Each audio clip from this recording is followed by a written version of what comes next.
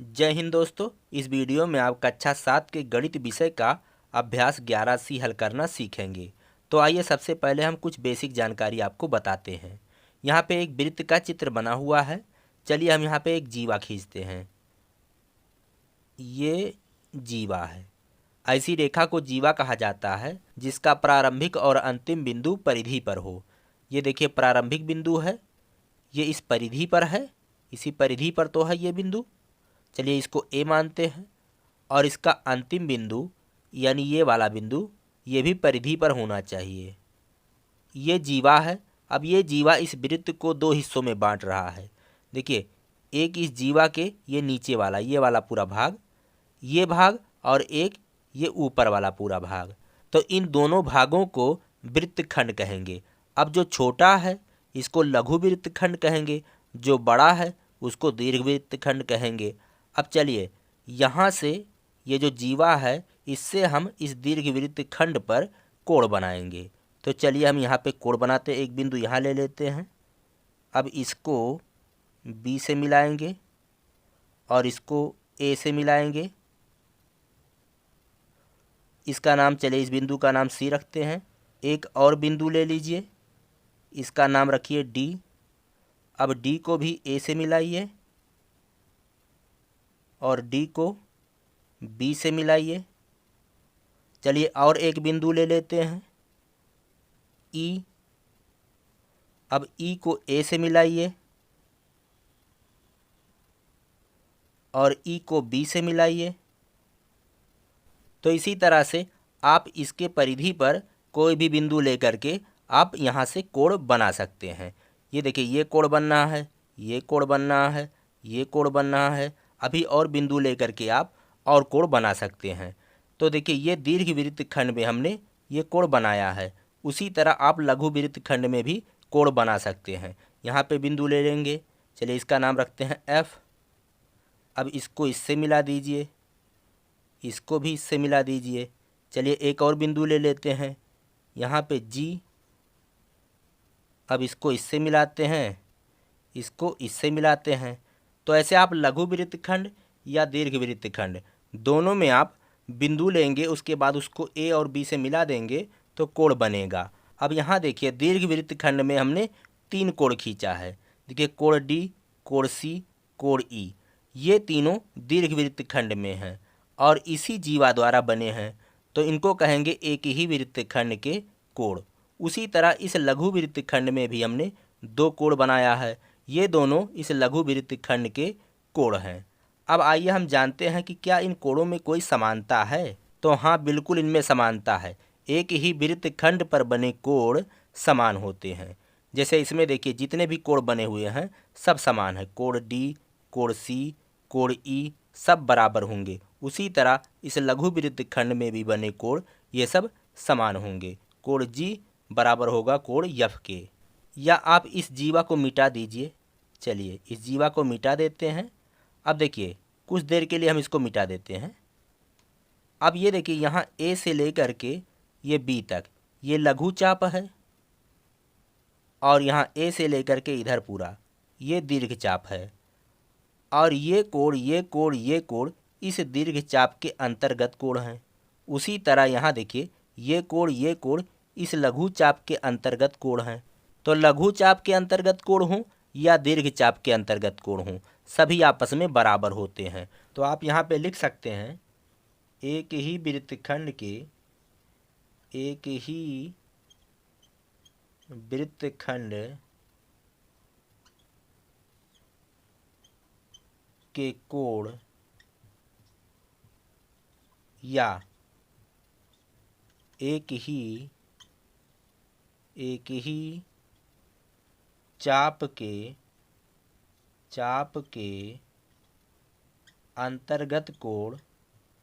अंतर्गत कोण समान होते हैं, समान होते हैं।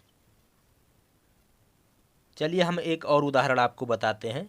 देखिए यह एक वृत्त है, इसको दोबारा समझ लीजिए। इसमें हम एक जीवा खींचते हैं।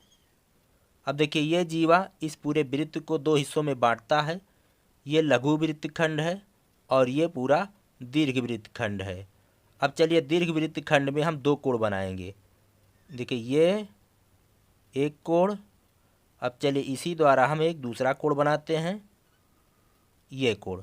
तो ये कोण और ये कोण दोनों क्या होंगे? समान होंगे, क्योंकि ये एक ही वृत्तखंड के कोण हैं। अब आइए हम अभ्यास को शुरू करते हैं। पहला प्रश्न है, आकृति 11.25 में एक ही वृत्तखंड में बने कोणों के नाम लिखिए। अब यहाँ जो आकृति दी गई है इसके वृत्तखंडों में बने कोणों के नाम लिखना है। अब देखिए यहाँ पे दो वृत्तखंड बने हुए हैं। देखिए ये जो जीवा है इस वृत्त को दो हिस्सों में बांटती है। तो इस जीवा और इस वाले चाप से घिरा हुआ ये जो क्षेत्र है, ये पूरा क्षेत्र, ये एक वृत्तखंड है। और ये वाला जो चाप है और ये वाला जो जीवा है, इससे घिरा ये पूरा क्षेत्र, ये दूसरा वृत्तखंड है। तो ये लघु वृत्तखंड है और ये दीर्घ वृत्तखंड है। अब हमें क्या करना है? इस वृत्तखंड में जो कोण बन रहे हैं उनके नाम लिखना है। तो चलिए सबसे पहले हम दीर्घ वृत्तखंड में दीर्घ वृत्तखंड में तो दीर्घ वृत्तखंड में कौन कौन से कोण बन रहे हैं? देखिए ये वाला और इससे घिरा क्षेत्र, ये वाला है पूरा क्षेत्र। तो इसमें दो कोण बन रहे हैं, एक ये और दूसरा ये। तो इस कोण का क्या नाम है? कोण ACB। कोण ACB। और दूसरा जो है कोण AEB। कोण AEB। तो ये दोनों कोण बन रहे हैं। इसी तरह लघु वृत्तखंड में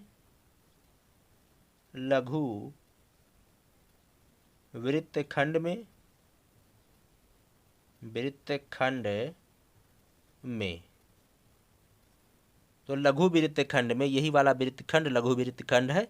इसमें भी दो कोण बने हैं, ये वाला और ये वाला। तो इसका क्या नाम होगा? ADB।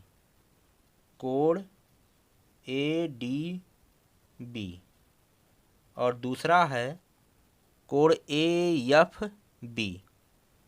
कोण AFB। तो हमने यहाँ पे वृत्तखंडों में बने कोणों के नाम लिख दिए। अब आइए अगला प्रश्न हल करते हैं।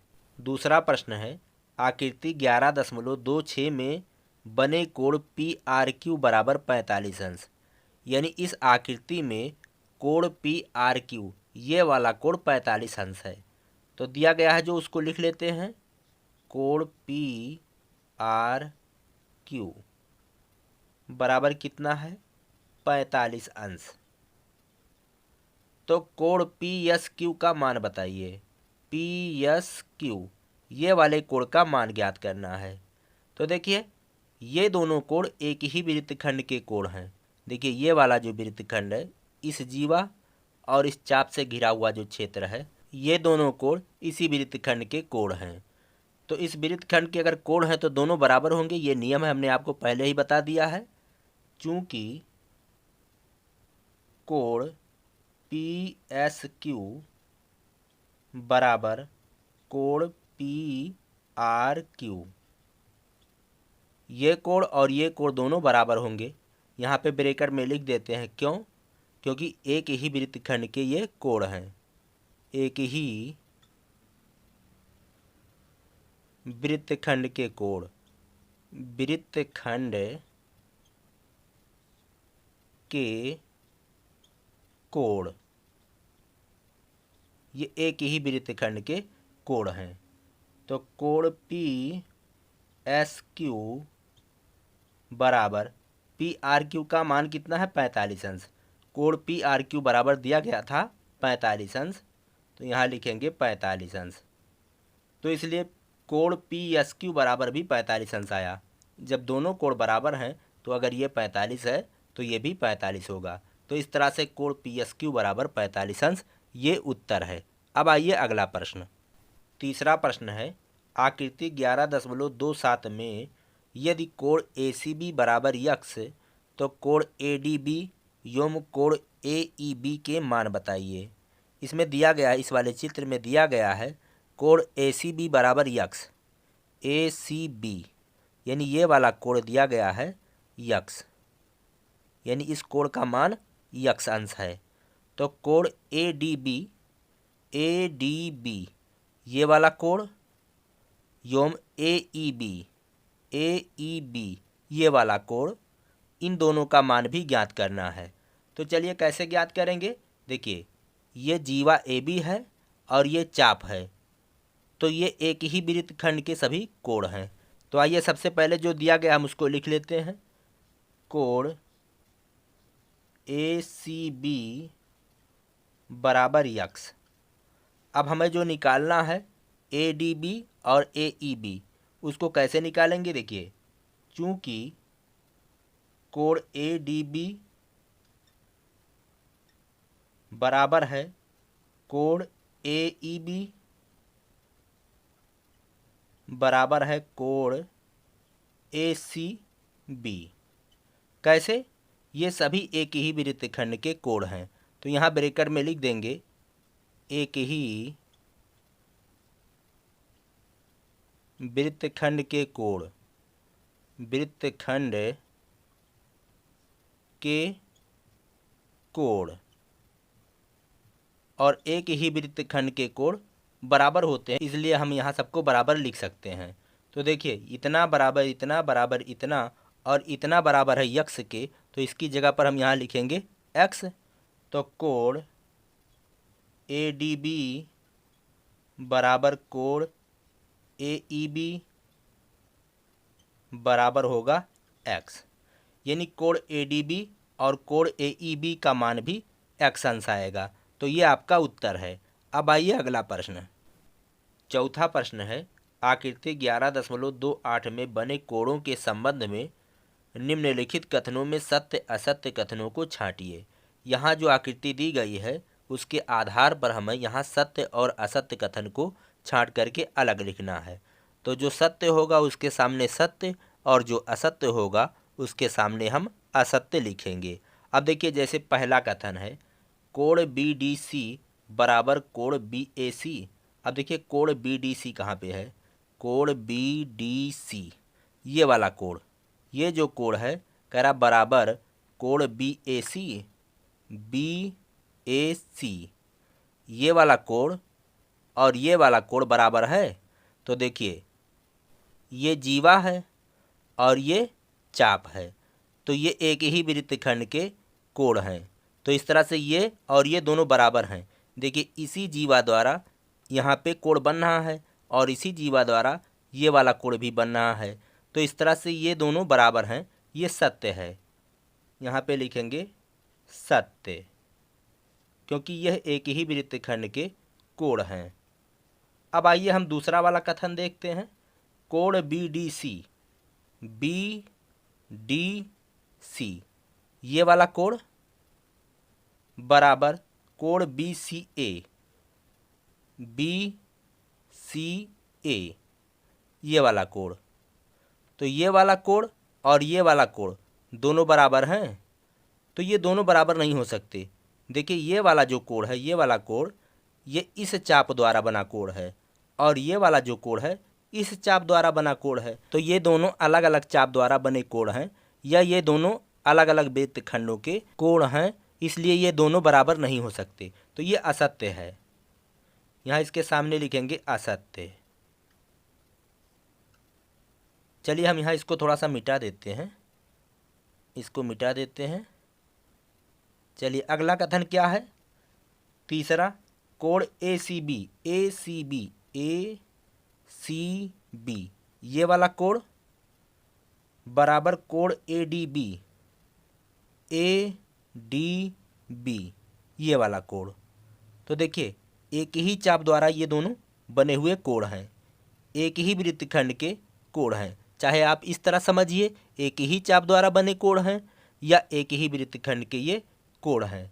तो इस तरह से ये दोनों बराबर हैं, तो यहाँ लिखेंगे सत्य। अब चलिए चौथा, कोण BDA बराबर कोण CDB BDA, BDA ये वाला कोड बराबर कोड CDB, CDB ये वाला कोड। तो ये दोनों, ये और ये बराबर हैं, तो ये दोनों बराबर नहीं हैं क्योंकि ये अलग अलग वृत्तखंडों के कोड हैं, या हम इसे कह सकते हैं अलग अलग चाप के ये अंतर्गत कोड हैं। तो इस तरह से इसे लिखेंगे असत्य। चलिए एक बार इसको फिर से हम मिटा देते हैं, थोड़ा कंफ्यूज हो जाते हैं जब यहाँ पे दिया गया होता है पहले से। तो चलिए पांचवा, code ACB, code DBA, ACD, ACD ये वाला कोड, ACD ये वाला कोड, कोड DBA, DBA ये वाला कोड। तो देखिए इसी चाप द्वारा ये भी कोड बना है और इसी चाप द्वारा ये भी कोड बना है, तो दोनों समान होंगे। तो इस तरह से ये सही है। तो यहाँ पे दोस्तों हमने इस प्रश्न को हल किया। इस प्रश्न में आपको सत्य और असत्य की पहचान करना था। अब आइए हम अगला प्रश्न हल करते हैं। पांचवा प्रश्न है और इस अभ्यास का ये आखिरी प्रश्न है। क्या कह रहा है? आकृति 11.29 में कोड ACB के बराबर निम्नलिखित में से कौन सा कोड है? इनमें से कौन सा कोड कोड ACB के बराबर है? अब कोड ACB कौन है? ACB ये वाला कोड, इसके बराबर कौन सा कोड है? तो देखिए इस चाप द्वारा बना ये वाला कोड है, तो इसी चाप द्वारा कौन सा दूसरा कोड बना है? ये वाला कोड, ये कोड। तो इस कोड के बराबर ये वाला कोड है, तो इसका नाम क्या होगा? कोड ADB या कोड BDA। अब यहाँ पे आप ढूंढिए कोड ADB कहीं पे है? कोड ADB देखिए ये दूसरा वाला। अगर ADB ना मिलता तो आप क्या ढूंढते?